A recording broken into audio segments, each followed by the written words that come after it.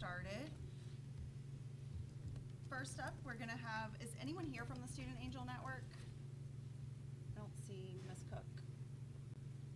We're gonna skip down to C, right, to get started. First up, we'll have a DECA presentation. There he is. He's coming in right now. This is Mr. Gardner Scott. Get him right in. Hey, Right Mr. on Gardner, time. how are you? They're ready for it. Are you ready? Good one. Stay down.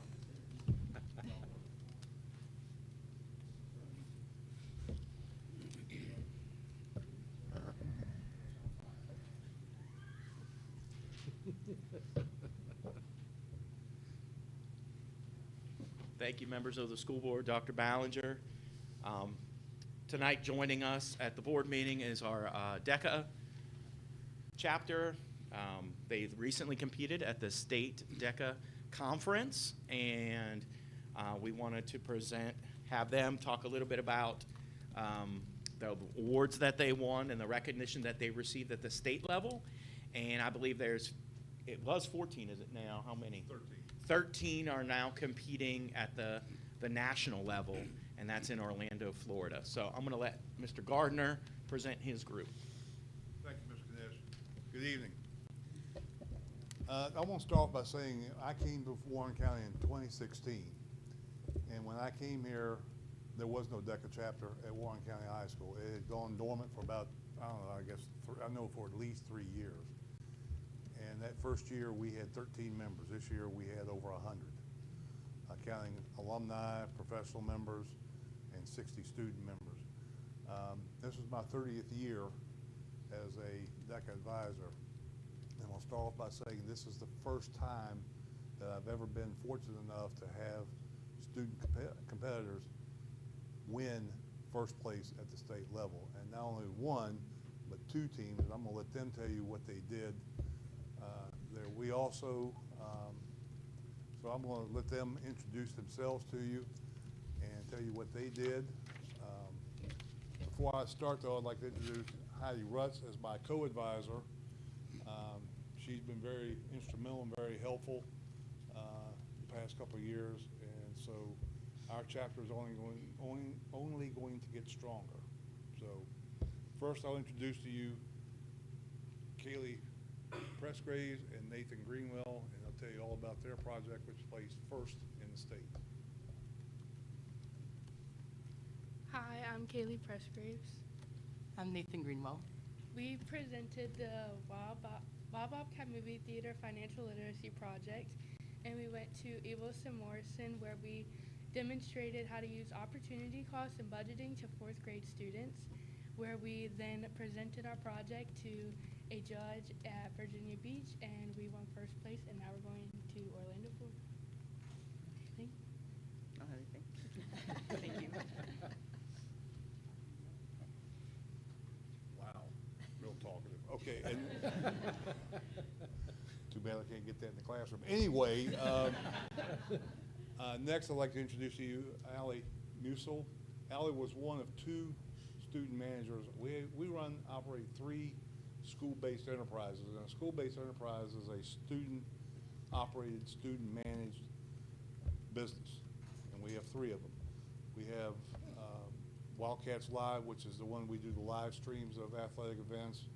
We've partnered with Royal Examiner National Media, and recently we received a grant from the WCEE, and we now operate a in-house studio. We do video morning announcements, and we're starting to expand those operations. We also have Wildcats Den, which is an online e-commerce site where we sell school apparel, spirit wear.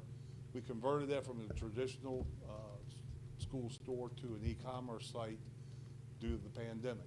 So we were very successful. We decided to keep down our inventory costs and let it go. And so, and then our third is DECA Tailgaters, which is, if you've been to the local festivals, you've probably seen the big white trailer. That's us.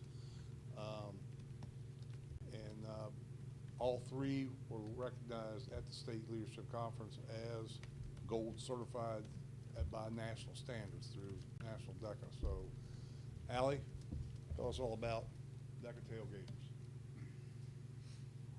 Hi, Deco Tailgaters is run out of Carolina Dreamin'. We go to a lot of festivals around the town. We raised over $4,000 in gross sale this year, which is really good. We focused a lot on market analysis. At least that's what we focused on to compete. So looking at customer profiles and deciding menus and pricing based on that. So, thank you. DECA Tailgaters placed first in school-based enterprise food operations at the state conference. And lastly, and certainly not leastly, Sadie Patterson was our chapter ran a state officer candidate. Even although she didn't win the election as a Region 3 Vice President, she ran a very clean, very strong campaign. I received a number of compliments from other chapter advisors from around the state that came up and said, she's got it going. So Sadie's one of our chapter officers. And so Sadie, tell us about your campaign. So, hi, I'm Sadie. Running the campaign was such an amazing experience because I got to meet so many other people who are interested in the same things as me, and I really got to learn more about DECA. Like, there's so much more than I thought I knew, only being a sophomore. But it was amazing for me and my campaign managers who couldn't be here today. But I think we all were able to really experience DECA from a different perspective because last year I kind of strolled in and I looked at the campaigners from last year, and it was amazing to see that from a new perspective and to see how hard everyone has worked and also to see my competition also working so hard. It was just overall a really beneficial experience for me in my DECA and future professional future. And I would be remiss if I didn't mention this. Mr. Knish, could you come up here, please? Every year, Virginia DECA recognizes people who have been very supportive of local DECA chapters and in Virginia DECA in particular. Mr. Knish was recognized and honored as a friend of Virginia DECA at our state conference. So he's been very supportive of us. We couldn't have done half of what we do without him looking at me and saying, okay, Mr. Gardner, whatever you say, we'll Well, not always, but yeah. Yeah, most of the time. But again, as you can see, we have very strong student leadership, and the good thing about it is everybody up here that just spoke to you is all underclassmen. So next year we will be back with even stronger and better in 25, 26. But thank you for having us tonight. Yes, thank you. Thank you all for coming. Thank you, and congratulations. Dr. Costner, can we get a picture?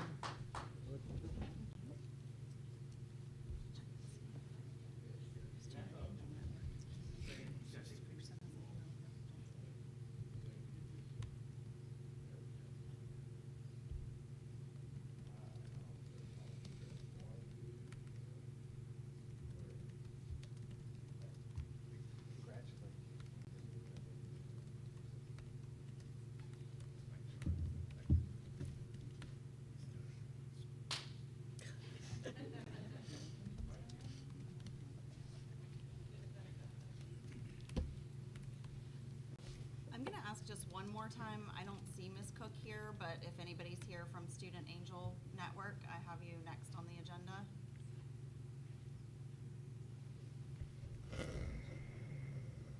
Okay, is that gonna be better? Okay, perfect. So I'm not seeing anybody from Student Angel Network, so we're gonna move on to, is there a motion to accept or modify the agenda? I make a motion to accept the agenda as presented. Is there a second? Second. All those in favor, aye? Aye. Opposed, no? Thank you. Next up, is there a motion on the consent agenda? I move that the consent agenda be approved as presented. Is there a second? I s- Second. All those in favor, aye? Aye. Opposed, no? Thank you. Next up, we have reports this evening. First up, we have the school resource officer report and update.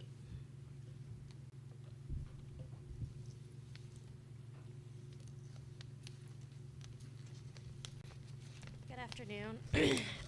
So as you've seen in your packet, the numbers in February weren't too bad. We only had 12 incidents amongst all the divisions.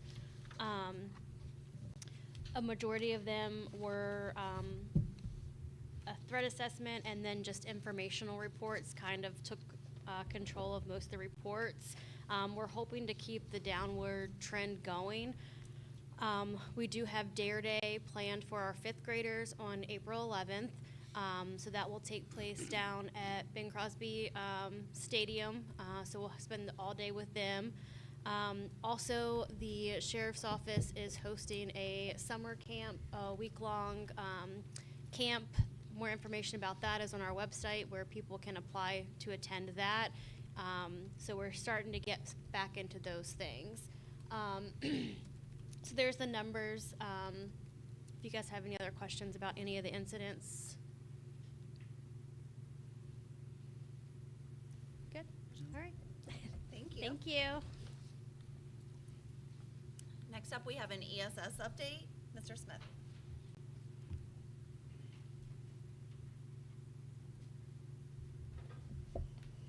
Good evening, everyone. I have the report from February. I want to jump in.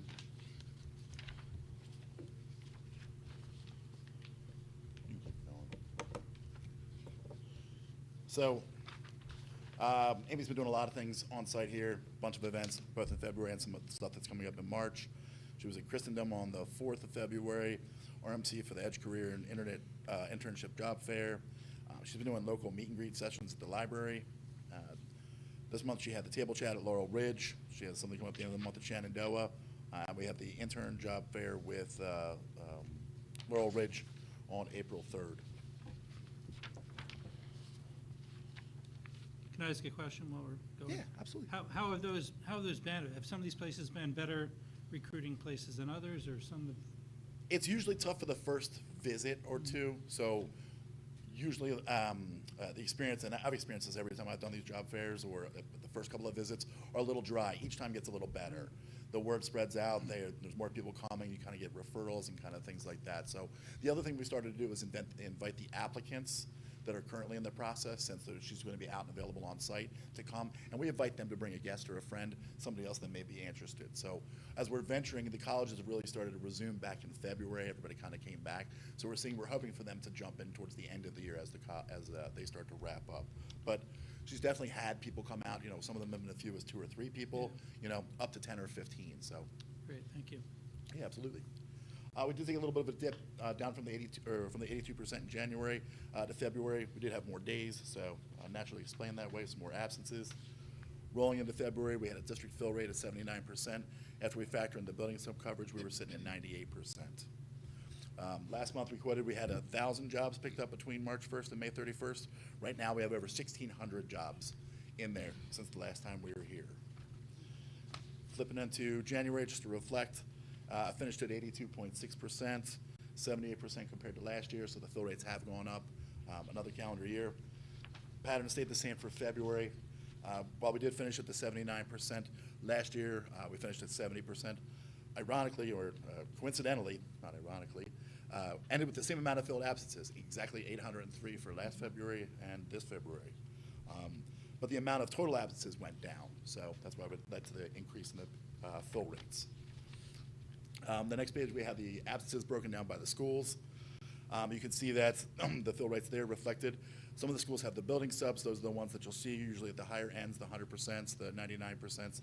I believe the only 2 schools that don't involve a building sub of some factor is LFK and I think it's Warren County Middle. Both of those don't necessarily have a building sub on staff, but keeping the fill rates high, again, we're at that 79% and 98%. Skipping into the cost by building. The breakdown, the chart's gotten long. I wanted to make sure that we showed everything from the start of the year to the end of the year, just to have everything encapsulated. So at the end, you'll see February's numbers, just added to the previous spreadsheets, and then I have the breakdown on the next as far as what's remaining in the schools. So that's the budget. You can see, starting from roads down, 52,000, all the way down to Warren County Middle, sitting at 74,000 for their total annual use for the year. Flipping on to the next page, which is the budget by building and the previous year comparison. You can see, obviously, the budgets are in the first column, what we spent so far. The long-term numbers haven't been updated since last month.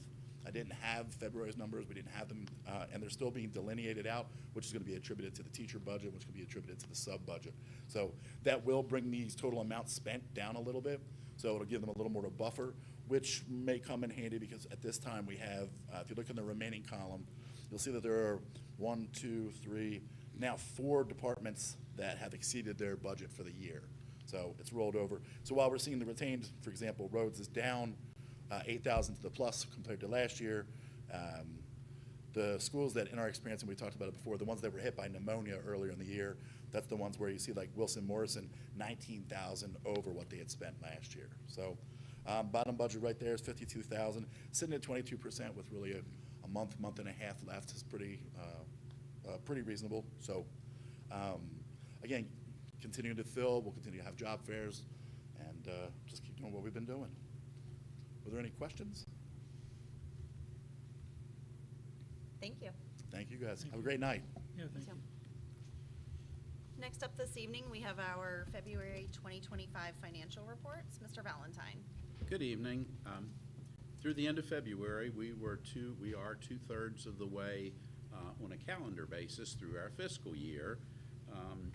And if you look at our expenses and our revenue, they're coming in pretty much as expected. Some lag more than others, some categories, and some jump out early in the budget year and then taper off. I guess at this point, it looks like, we're going to come in pretty close to budget at this point. There are some variables still out there we need to find out about some things, but be glad to answer any questions you might have.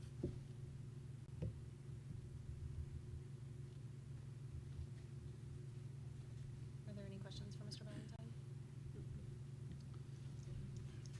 Thank you. Next up, we have the Climate and Culture Comprehensive Plan update. Ms. Fernazza. Thank you and good afternoon. Thank you, Ms. Dozel. I appreciate it. Okay.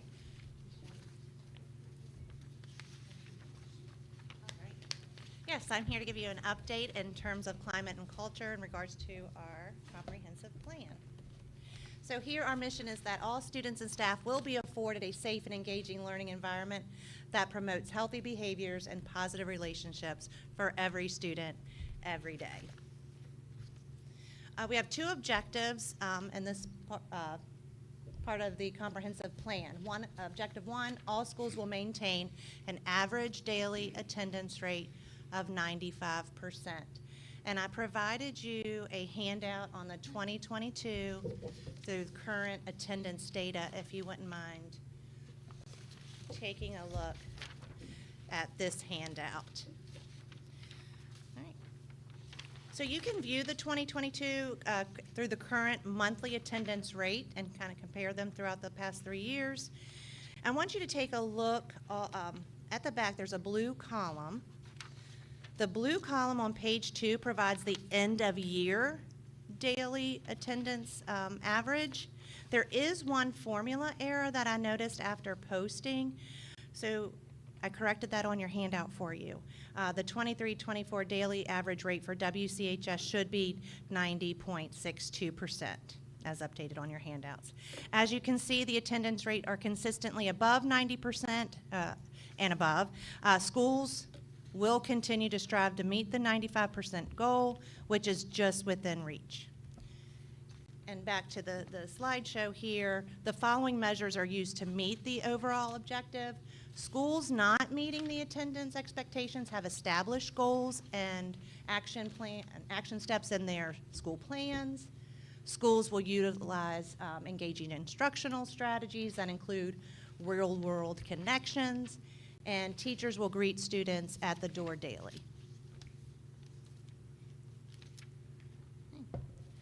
Objective 2. As evidenced by yearly surveys, 100% of students and staff will indicate that they feel safe in their school. To meet this objective, schools are utilizing positive behavior interventions and supports. Schools will develop tier systems of academic and behavioral supports. All teachers have completed a professional development module and culturally responsive instructional practice as licensure and renewal requirements, and all schools have updated their crisis plans with collaboration from local agencies. I did want to give you some data from the surveys in regards to students and staff feeling safe in their school. This comes from the 22-23 and 23-24 school climate surveys that our students and staff take at the secondary levels. Here you have the student responses here. This division data indicates that we're on more of the positive end of students feeling safe in school. But again, we have work to be done. You'll notice that 1 is where students would strongly disagree, and 6 is where we want to be with strongly agreeing. And here, as you can see, staff feelings of safety went from 5.5 in the 22-23 school year and to a 4.4 in the 23-24 school year. Because this survey does not provide explanations for the decline, the safety and security team speculates there could be a correlation with the increased perception of bullying in the school that same year. Again, we recognize that this climate survey only gauges students and staff at the secondary level. Our safety and security team works to ensure a positive school climate where it's safe for all students to learn in grades K through 12, pre-K through 12.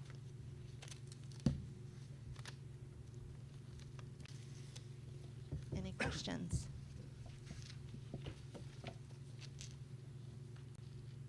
And there's nothing that can be changed about the survey to allow any sort of explanation, I assume?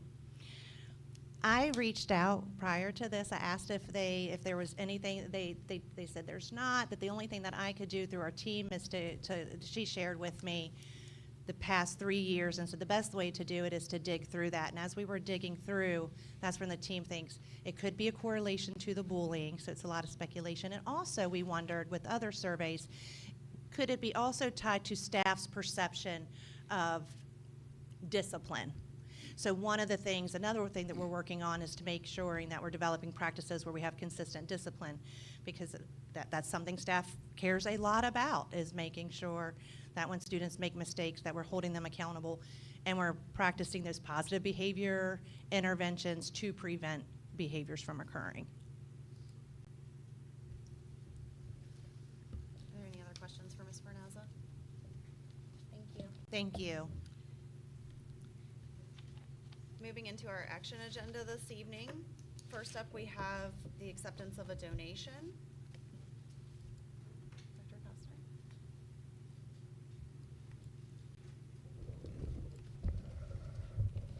Madam Chair, board members, good evening. And tonight I have the opportunity to tell you about 2 donations. The first donation I'd like to talk to you about, and I'd also like to call up head baseball coach Jesse Henry to come up here with me in case you have any questions. Warren County High School has been fortunate enough to receive the donation of a shed from Nova Power Systems, and the baseball and softball team would plan to store their equipment to use the shed, and it would be on the field. And they provided a picture and of where the shed would be located on the field, and then also a picture of the type of shed that would go with it. And we're here tonight to see if the Warren County School Board would accept the donation as presented to the Warren County High School Athletic Department with gratitude. If you have any questions, I'm sure the coach will be able to field them and knock it out of the park. I understand he's a pretty outstanding athlete, so. Are there any questions? Is there a motion? I move that the Warren County School Board accept the donation as presented to the Warren County High School Athletic Department with gratitude. Is there a second? A second. All those in favor, aye? Aye. Opposed, no? Thank you. Thank you.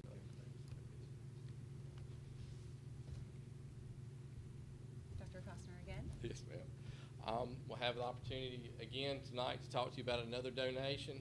A.S. Rhodes Elementary has been utilizing the Benevity website and to recruit volunteers from Kohl's to help with school events. They've had a long standing with Kohl's and working with them and their employees as they've volunteered for winter carnivals, field day events, and now they have started to help to donate money. And they've raised, again, through the work of the Coles people, they've received $90 of donations from the Winter Carnival event. And through their work with them, they've received a donation of the amount of $1,390.24 from the UK Online Giving Foundation, which is a charitable foundation that provides donations to the giving platform. And standing here tonight to ask if the Warren County School Board would accept the donation as presented for A.S. Rhodes Elementary School with gratitude. They will be using these donations for classroom materials that's been requested by the teachers. Any questions for Dr. Costner? Is there a motion? I move the Warren County School Board accept the donation as presented to A.S. Rhodes Elementary School with gratitude. Is there a second? A second. All those in favor, aye. Aye. Opposed, no. Thank you, Dr. Costner. Thank you. Next up this evening, we have the second reading, and I will ask if anybody is here this evening to speak on the policies that are having their second reading, which is going to be JOB, Administration of Surveys and Questionnaires, JFHAB, Privacy, Dignity, and Respect for All Students in Warren County Public Schools, EEAB, School Bus Scheduling and Routing, EI, Insurance Management, ECAB, Vandalism, FE, Playground Equipment, FEA, Educational Facilities Specifications, CN, Flag, Decor, and Displays, A, CN, Flag, Decor, and Displays, B, CN, Flag, Decor, and Displays, A plus B. I read those out loud just in case anybody wants to talk on those. Okay, Dr. Costner? Thank you, Madam Chair. And again, this is the second reading of the policies that you've gone through, Madam Chair. One of the things I would like to note, there was a question about policy CN. That's why there is an A, a B, and the request was to combine them. So that's why all three are left on. And I wanted to know if they're moving forward for the third and reading for approval. I'd like to bring one policy CN, whichever is decided on, whatever the board sees fit, from tonight. Are there any questions, suggestions, recommendations for any of the policies for the second reading? I'm sorry, go ahead. Oh, I thought you were going to ask me. Is the combined CN one, I understand you guys combined it, but that was with input from, there were questions last time with like classroom teachers, and we were asking about things like that. Is that what you guys all feel encompasses everything we would need? Trying to encompass everything that we can within the realms of meeting the parameters of both policies, yes, to be able to help them to utilize it for classroom instruction, but also, if there are any athletic teams or co-curricular programs that may have flags that they utilize, we wanted to make sure that was incorporated into it. Now, Madam Chair, we did not send out an email to staff and say if you have, what I did, so when I met with like my advisory group or with WCEA, I did talk to them about looking at policy, and if they had any recommendations for policy, that they could send their recommendations to me or to Dr. Costner, and then we would forward those recommendations to the board if there was anything concerning the policies. And I did specifically mention policy CN, and I don't believe I received any emails that I can recall. I did not, sir. But we did have conversations with those two groups.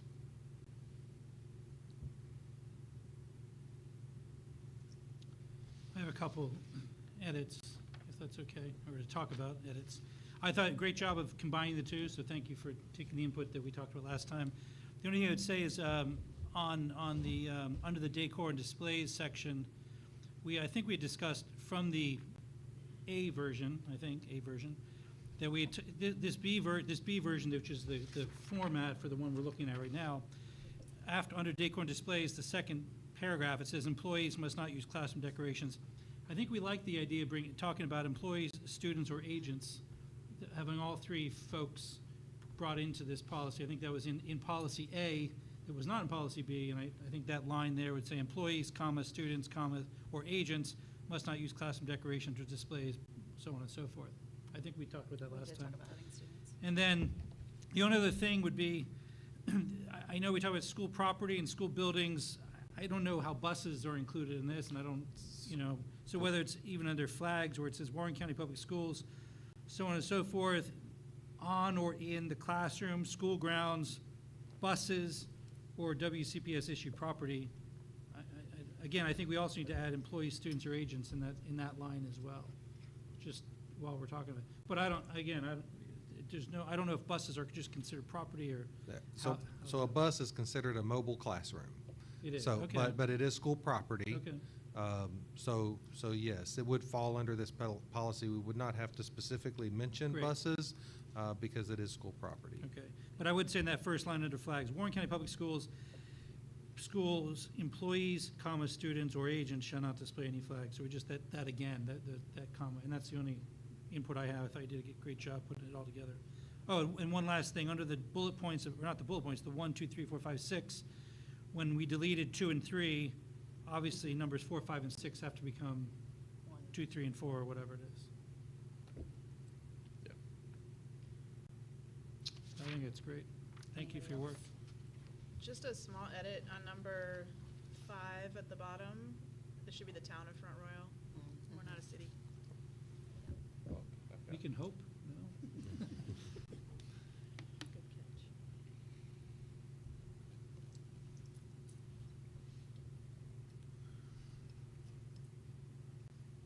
So what I'm hearing is this is the one, the edited one. I was gonna say, with just we're gonna those talk about things. the one combined is what we'll That's bring what to we were, the third. that's what we were bringing, Yes, and yes. I think Dr. No more Costner's A. been making the edits, Yeah. so. Yeah, okay. we won't have to do A, B, and combine. We'll No, just I do think- the Yeah, combined. I think this one's fine. Yep, Yeah. yeah, combined one. Get rid of A and B, keep this A and B Mhm. together. Mhm. All right, and add from policy A, the students and agents with, in both parts. Yes. Making sure we adjust where it goes 1, 2, 3, 4 instead of 1, 4, 5, 6. And then number 5, office official flag of the town of Front Royal. Mhm. Yes. Okay. All right, I'll make those corrections. Thank you. Anything on any of the other policies this evening? Okay. Thank you, Dr. Costner. Thank you. Moving into the work session, so don't go far. Facilities update. Dr. Costner. Yes, Madam Chair, thank you. I have the opportunity to share the good news, the good things about our facilities update that I want to share with you all. And just to kick it off and start with is that I want to give special recognition to our maintenance department. Our maintenance department has been doing an outstanding job, and it's led by Mr. Brian Helmnick, who's he's still with us here, tonight, in case you do have any questions. But we have a total number of 18 employees that work within our maintenance department. And from that, we do have a fleet of 22 vehicles. We are someday wanting to get with a bucket truck. We were hoping to get one from the city, but due to some of the insurance and making sure things repair, we were not able to financially work that within, but that is a goal. And also, I would like to send a special thank you to our building committee. As you know, we have a building committee that consists of 2 board members and also 2 board of supervisors. It's a joint building committee where we discuss and work on trying to make sure that our facilities maintain update. So some of the highlights of our capital improvement projects. The LFK renovation was completed on July 2024. I can take no credit except for the opportunity to walk through the building. But they've done a great job. The E. Wilson Morrison Elementary Gymatorium renovation, that was completed in August of 2024. And I'm sure if you wanted to walk over there, you would probably get quite a few students that would tell you thank you and hug your kneecaps and love you for it. So now the Skyline High School auditorium lighting, that is still in progress. The components have been ordered for the update. It is taking a while for some of the parts to get in, but that is still an ongoing project. Hopefully it'll be completed before the end of the school year. The Hilda J. Barber Cooling Tower renovation, that has also been completed. It was completed in February of this current year, 2025. And just to let you know, as of March 12th, our maintenance department has handled over 1,531 work orders. So they've been kept busy. Some of the things that they've been working on, we have had the installation of keyless entries at Skyline High School, Warren County Middle School, and Hilda J. Barber Elementary. We will be, that'll be a part of our discussion at our building committee.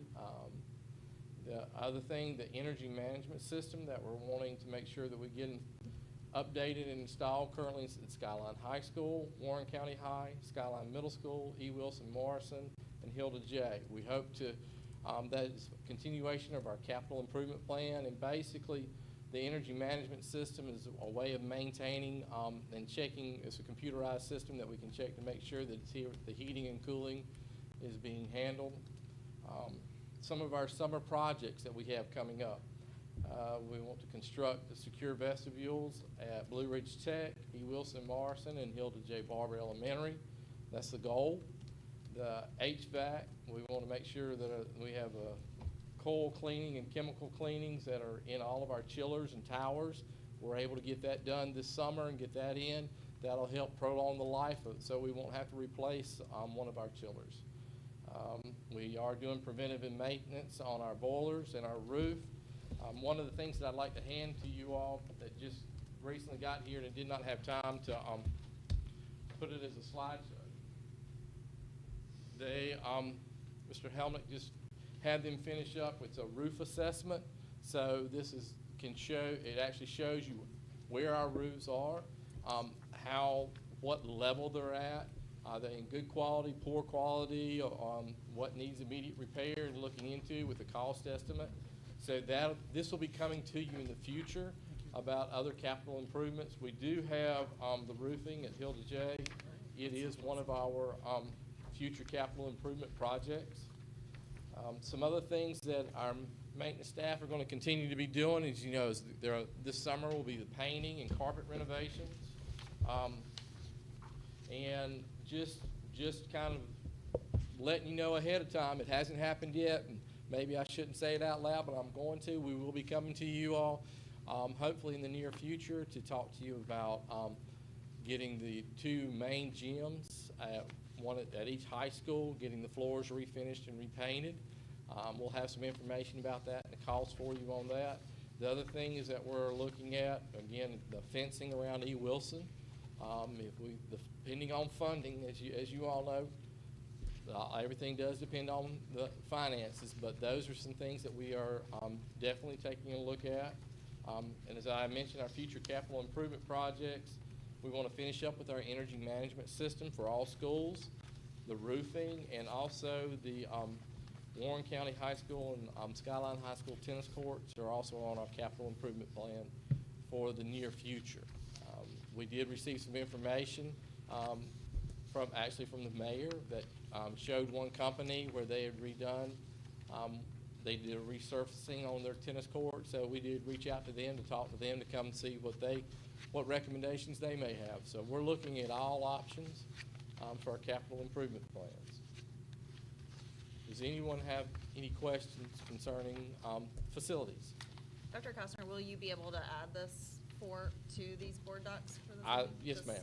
I can get that added if you all would like. Somewhere, and if you, just so the public can see also that we have a lot of pores here on our roof assessment, it looks like.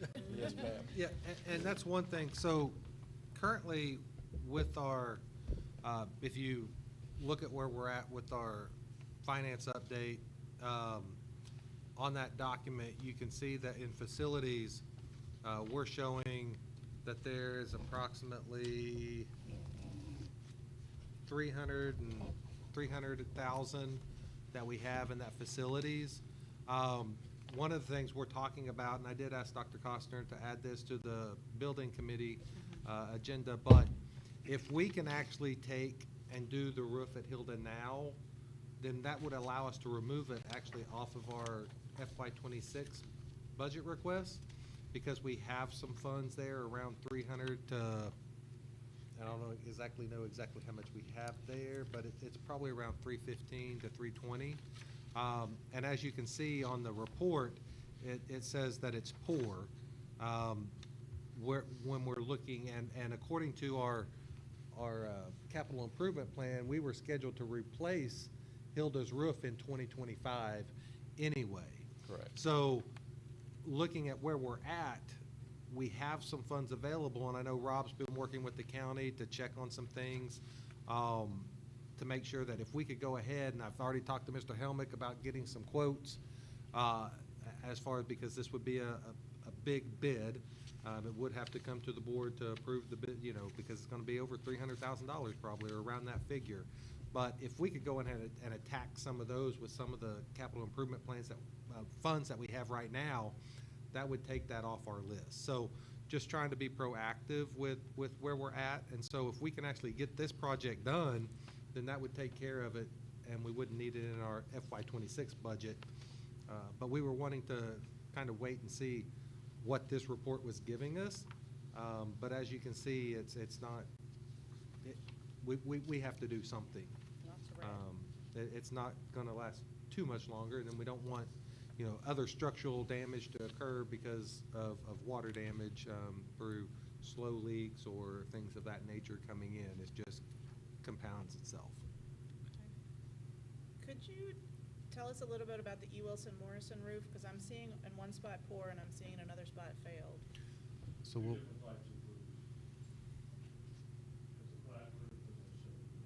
Well, on the chart, there's two roofs and they both say poor, but back here, it says failed. So I just don't, like, is it failed? Or is it so good as to be poor? Let me see. Keep in mind that that survey is done by a roofing contractor that wants to sell us roof. So it was Jay Barber, yes, it's like expectancy is up.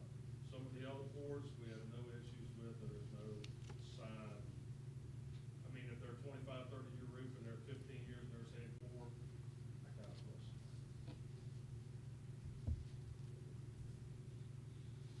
So the E. Wilson Morrison roof, we're not overly concerned about right now? Okay.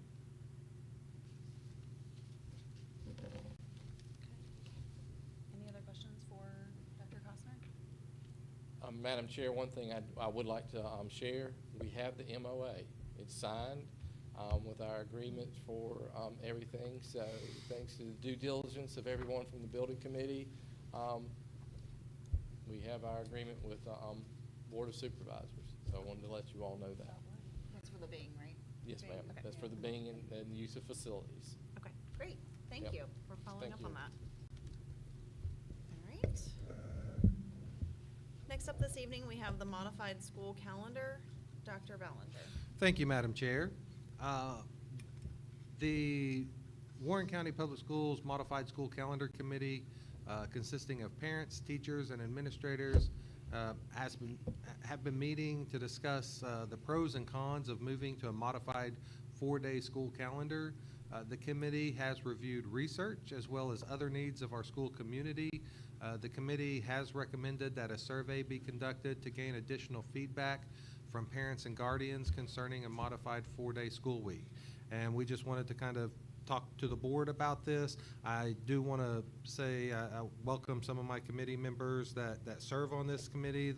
We have some parents and some staff members here with us tonight that does serve on this committee. You know, we have been working on this for 3-4 months. It's, you know, we started looking at it a little bit last year, but we had to put it on hold, and then we got it going again. You know, looking at that research of where it's at concerning a 4-day school week for schools, and of course, when you look, you will find that research is mixed. You know, there are some results where you see improvement. There are some results where you don't see improvement. There are some results where schools hold steady.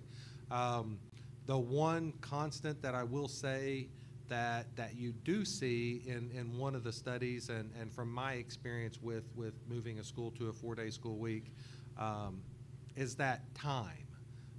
You know, this would, you know, if moving to this and depending upon what our parents and guardians, the feedback we receive, you know, we would need to add 30 to 45 minutes to the day.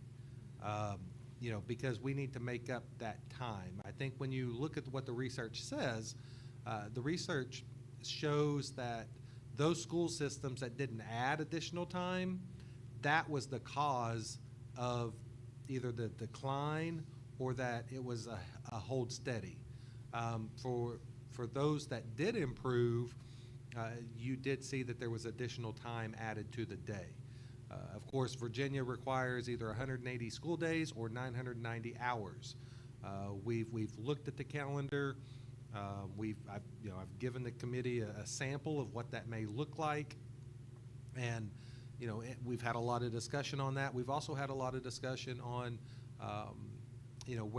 what happens on that fifth day. Are there people that may still need some childcare, and can we offer a remediation day that on that Friday from 8 to 4, or for elementary, and from 9 to 1 for secondary. A couple years ago when we did the survey with staff, we had well over 150 teachers that say they would be willing to contract and work on that day from, in that morning to provide remediation. We probably need to update that survey to teachers to get additional feedback, but I think at the same time, we have discussed that in length. I appreciate the feedback that the committee has given on this, and really taken into account a lot of things.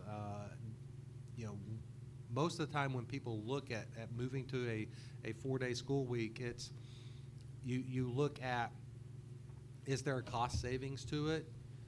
Your cost savings, you're looking 1 to 2%. My experience, you don't hit that. You may hit 0.5% savings, so there's not really a cost savings. There will be a little bit, but not a whole lot, especially if we're still running on Fridays and having, offering programming that's going to reduce any cost savings, because we're now paying people for an additional day. We're still running buses. We're still heating our buildings, cooling our buildings, providing lunches, breakfast and lunch. So we're still operating. So you're not going to see any real savings. What you do see with this, it would give an opportunity for our staff to have a quality of life, and it could be a recruitment tool as far as when it comes to, we know we are never going to be able to compete with Prince Williams and Loudoun and Fairfax on salaries. There's just no way we are going to be able to put forth the money that those school systems can towards hiring and recruiting and paying for teachers and to come in. But what we can offer is a quality of life, and maybe it's that extra day. And I can tell you from my experience, of course it was in a much smaller school system where this was done. We did see where it was a recruiting tool for us. We went from getting 1 to 2 applicants to where we had 2 drawers full of applicants wanting to come when we had a vacancy. And we very seldom had a vacancy. But when we had a vacancy, we had a lot of people to choose from. I think that, from a recruiting, we always need to try something different. And from a recruiting standpoint, can this help us with our teachers? I mean, teachers are the most effective. They have the most impact on students.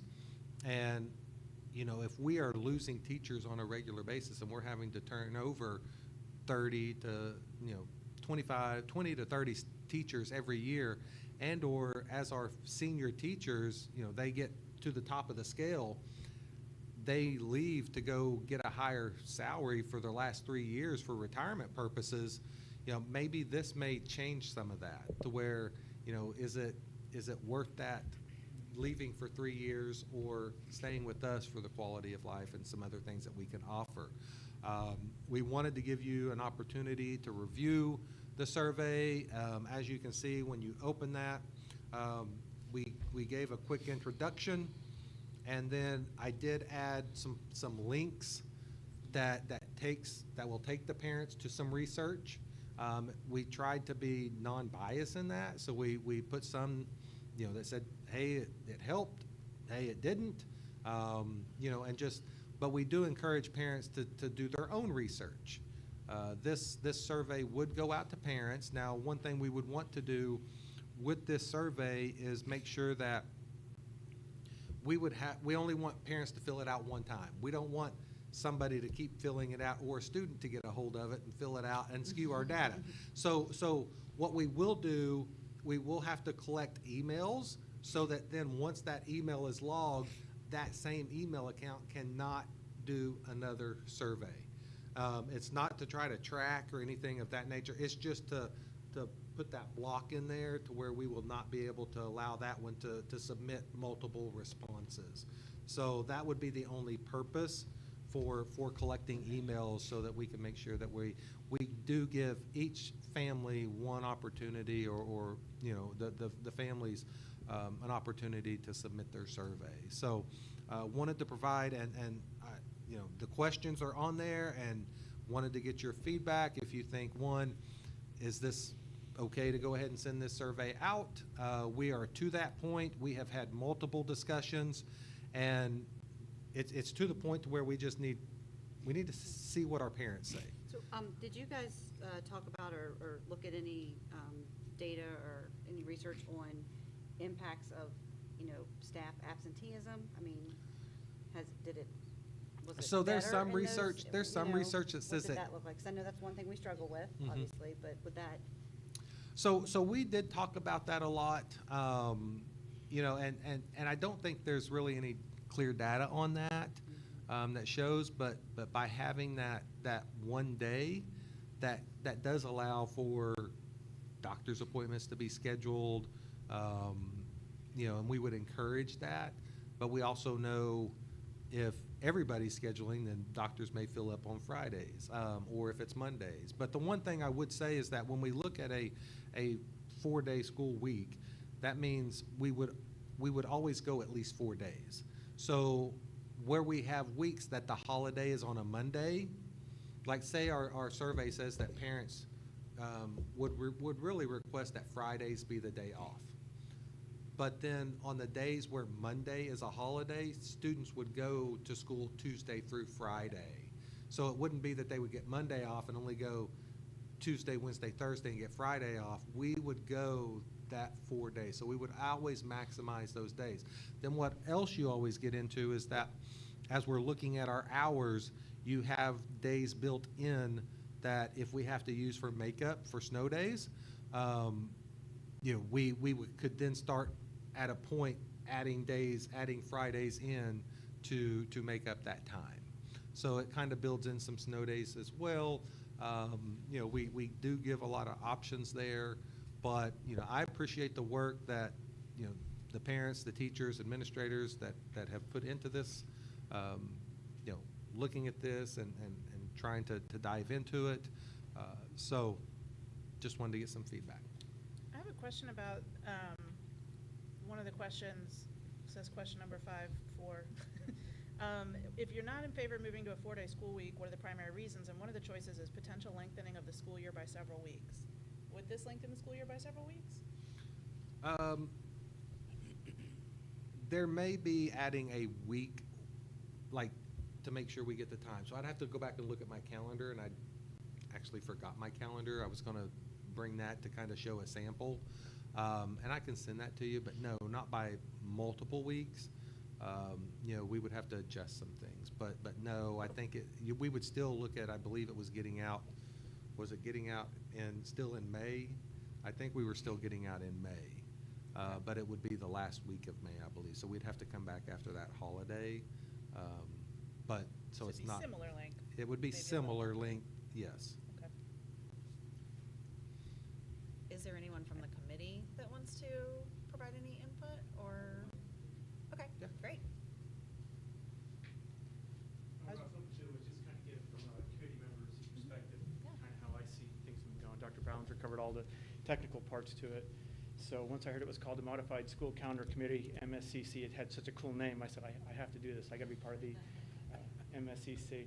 But one of the important things I think is that the committee, it's exploratory only. So there is no preconceived notions going into this. We just want to look at it. We want to evaluate the feasibility and report up as far as what can be done. It's not being done in a vacuum. Dr. Ballinger has done a lot of work. A lot of us that are on the committee, at least 3 of us, were in the WCPS 101. And one of the things I wanted to point out is that we have the same transparency, the same open dialogue with Dr. Ballinger that we had during WCPS 101, which is really great. I think that helps move the team forward, that we all feel very free to speak. He went out and he did some of the initial research, gave us some of the data that was very balanced in terms of here's some places where they said it worked, here's some places where they said it didn't, and encouraged us to go off and do some independent research, and we've done some of that as well. So I want to say I appreciate the opportunity to be part of the committee. I think it's an important task. Something like this, it's going to give some opportunities, potentially, and there's always going to be challenges whenever there's change. People have to be flexible. So we'll see how flexible people can be and maybe the extent of the challenges that it's going to create. And then the last thing really is our committee and what I view personally as our role is, again, to evaluate the feasibility, the level of support in the community, and then perhaps through surveys and things like that, we get the feedback. That may give us an opportunity to look at, well, what are some of the roadblocks? What are some of the things that the community views as, hey, these are some reasons that maybe we can't or shouldn't do this? And are those obstacles that can be overcome through policy, through other changes? Maybe we can come back with a second survey and say, well, look, wow, 80% of the feedback said this would be a challenge. Well, if we can address those through policy and some other means, maybe a second survey would say, well, yeah, maybe then I could go along with something like that. And then last thing is our committee's output, the way I view, is, again, just to very objectively, we're not the decision makers, but just to participate, engage, and objectively bring our results to the decision makers to move forward or not. Thank you. Thank you. Thank you for your time on it. Is there anybody else who participated, wants to say anything? You don't have to, just offering. Can I say Yeah, some of things? course. So first of all, I mean, it's this very interesting concept of looking at. I remember growing up, I think I heard some foreign countries, did this school all year round, so you can do a couple less years of school. There's always some angle trying to figure it out and make it a little bit differently. So I'm not against the concept of looking into it. The one thing I would say for sure is that obviously with surveys, and we've done this at least with different surveys that we put out to the people of Warren County, sometimes we get the same people responding or a very short, a small number. If it was something as monumental as this, we'd have to have some, standards of success. Like we need 80% somehow of them. We can't just have 30% that say that we like it or we don't like it. I don't know how you mandate it, but some sort of, you really need to get the, standing out the door and giving it to the people in the cars or whatever it is. That would be one thing I'd say for sure, to have some sort of standard of success, so that at the end, when even if new people move into the area, to say, what's up with this 4 days a week stuff, and say, oh yeah, the people spoke, this percentage of people said whatever. So that's one thing. Secondly, on the actual survey itself is, there's a couple extra numbers here.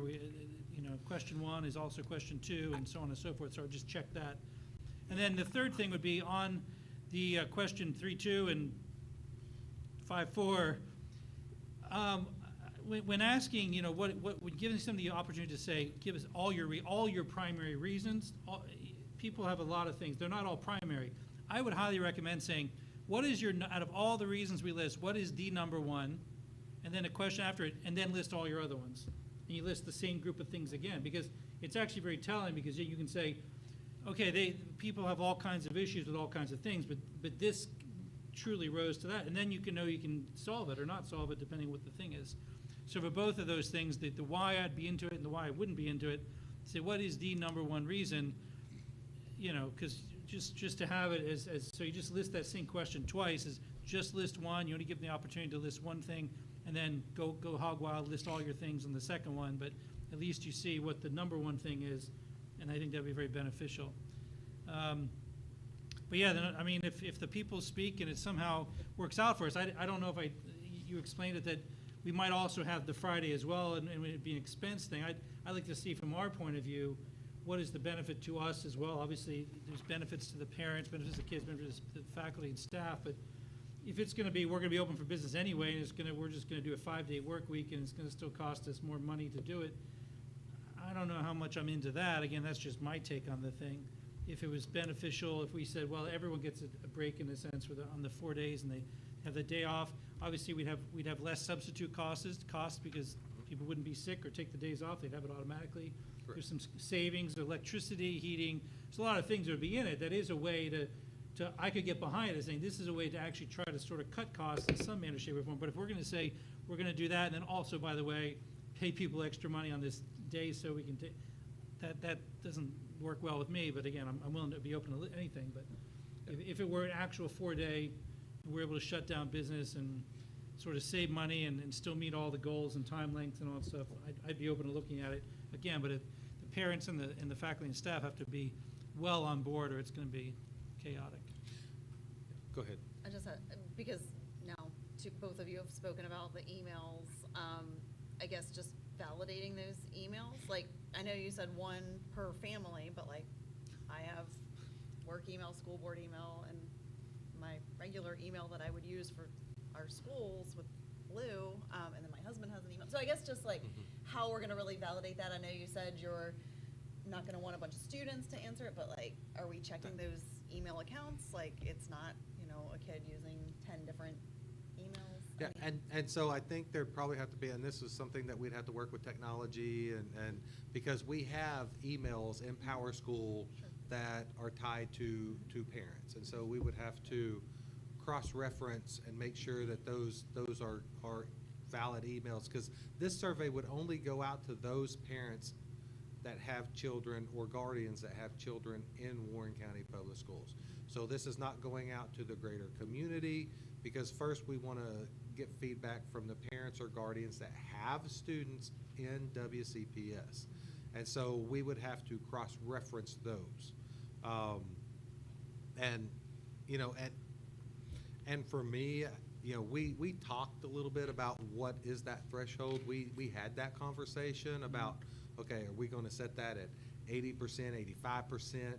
You know, what's the number? We did have those discussions, and you know, we were also going to try to get that feedback from the board as to you're saying, you know, what the board feels would be, okay, this is the threshold we feel that we would have to have possibly as far as the number of responses.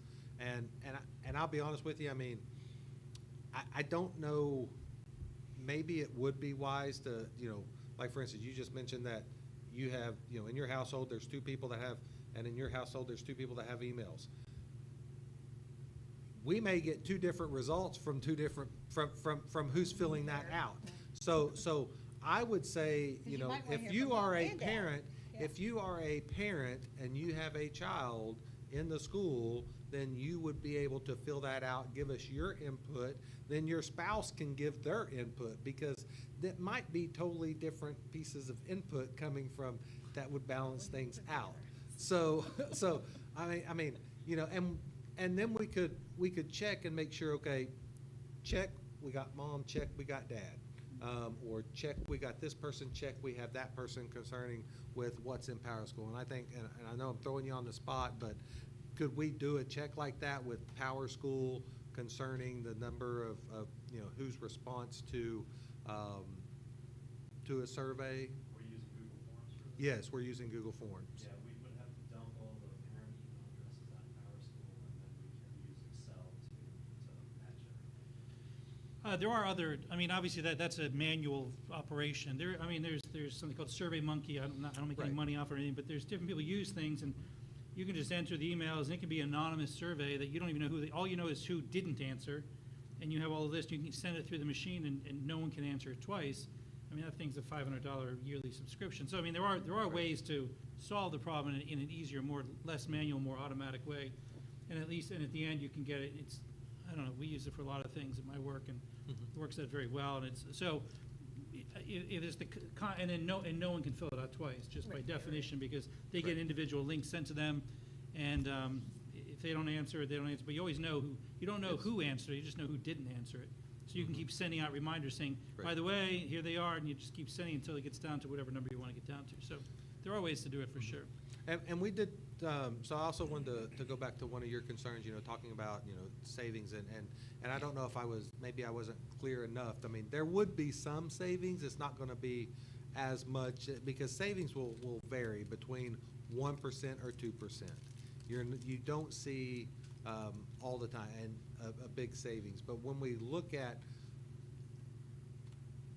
the Friday, so if we only have enough students that maybe we have 1 or 2 schools that need to be open, then we're only going to open those 1 or 2 schools. So it wouldn't be that every school, you know, we did survey out to teachers early on to say, would you be willing to work at a school? So for instance, for the month of August, all Fridays are at Ressie Jeffries. The teachers that are teaching that Friday would go to Ressie Jeffries to teach. They would get a supplement or a contract for those 4 hours because they would have worked their contract hours Monday through Thursday.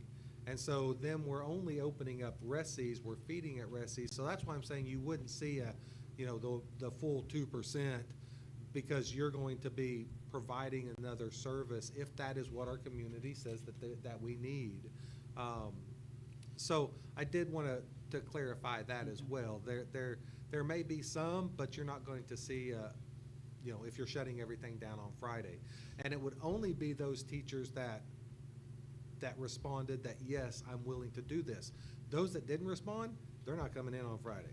So I have a question about that. You said, so when teachers' contracts, I know they're usually 200 days, but they're per hour? I mean, how many hours a day do they work? So it's 7.5. So they would, Yeah. so basically instead of working 7 hours times 5, they'd work 7.5 hours times 4? So it would add 45 minutes. 8. Or 8.25 hours. But that's what I mean, Times they 4. would just, that Friday time would be made up. What would that look like for the remaining, like, yearly employees that, are your administrators, your secretaries who aren't on those 10-month contracts? So how would that? So what would that look typically like for them? you do the same thing. If you have a school open, you're going to have somebody there to monitor that as well. Typically when you do something like this, it's for everybody. So and then because you they're bring typically in- probably on an 8-hour day. Right. Your 12-month employees are on an 8-hour day? It would be, so at your schools, it's going to be about the same, it's the same 7.5, I believe, but, your administrators are still working longer because they're ball games. I mean, I can't tell you that I see a principal leaving before 5 o'clock usually, typically, any day, on a regular day anyway.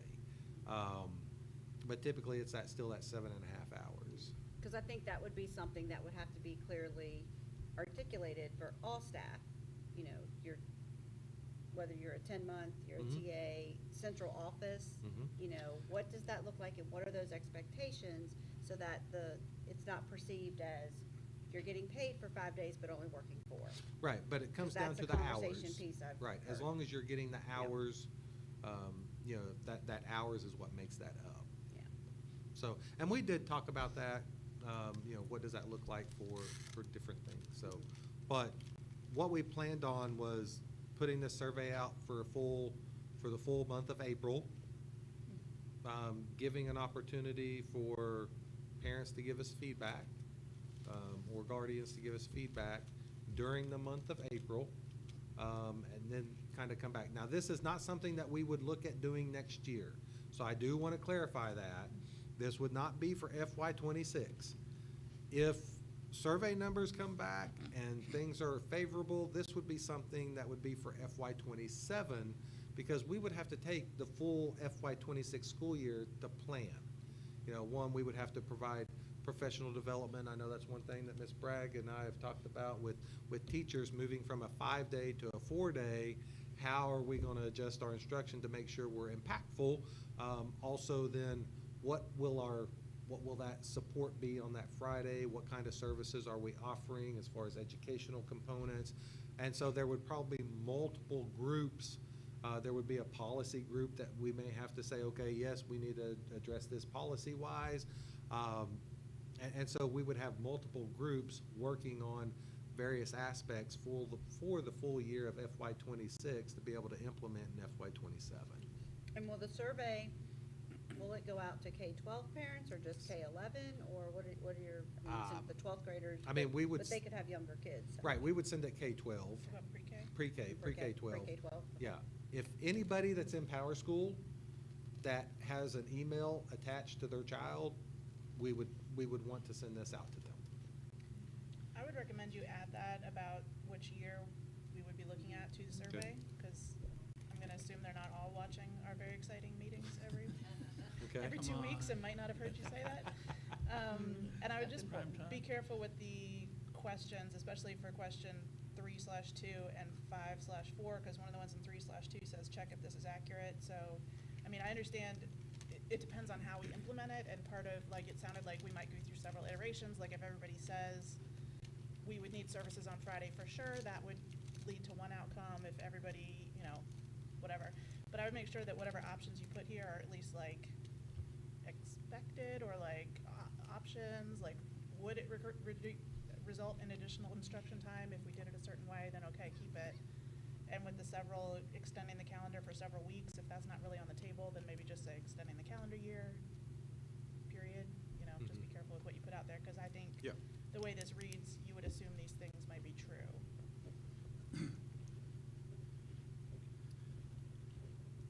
Anything else on this? You said you've implemented this at another, in another district, something, was this? Yeah, it was, I did. And what were the biggest problems that happened? Or what did, when that survey or whatever came out, what was the biggest problem? When the survey came out. Or when you did implement it? I mean, I haven't heard of a lot of counties doing that, so obviously it was a new thing.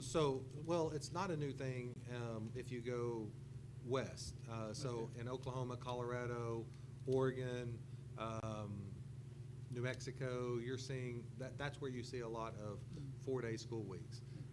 In Virginia, there are 0 schools. So this Warren County would be the first school. You are starting to see some trickle in. I think Georgia has a couple now that some schools are doing some 4 days. So some schools closer to so it's not a new thing, but and each system has its own challenges. It's unique to the school. So where I was at, again, it was a very, very small system. 97% of the parents were in favor of it, so it wasn't a concern. So and you know, the big part I would say is just the instruction piece, making sure that our teachers are focused, that you know, you don't have the biggest change for teachers is you don't have that 5th day, so you have to compact all of your instruction and all of your support into that time. And so time becomes more valuable as an instructor, and you have to be a little more focused when you're instructing. And so that would be the big piece from the instructional side, making sure that we have the professional development to talk about how we're going to implement and things of that nature. But of course, it's all for naught if we get the survey back from our parents and they say, yeah, no, you know, then we're just going to move on. But you know, we as the committee, we have talked and explored and evaluated as much as we can. And now it comes to the point where we need to hear from the parents and guardians before we move forward with anything else. Okay. Sounds good. And I don't know why it put those numbers out to the side, because all I did was download it. It wasn't like that on the Google form. It was probably when I downloaded it to a PDF that it added those extra numbers. So I didn't catch that. Computer thinks it's so smart. I know, but anyway. All right. With that, I'm going to ask that we be read into closed session, please. Okay, here we go. I think we should take turns. This motion is made that this open public meeting of the Warren County School Board become a closed meeting pursuant to Virginia Code Section 2.2-3711. The school board desires to discuss the following matter in a closed meeting. Section 2.2-3711A1, discussion, consideration, or interviews of prospective candidates for employment, assignment, appointment, promotion, performance, demotion, salaries, disciplining, or resignation of employees of the school board, specifically the personnel report and the personnel report addendum. Discussion or consideration of admission or disciplinary matters of any other matters that should involve the disclosure of information contained in a scholastic record concerning any student in Warren County Public Schools, specifically student number 2025-0319-01 and student number 2025-0319-02. Is there a second? Second. Mr. Valentine, could you do roll call? Mr. McFadden? Aye. Madam Chair? Aye. Dr. Funk? Aye. Mrs. Lowe? Aye. Thank you.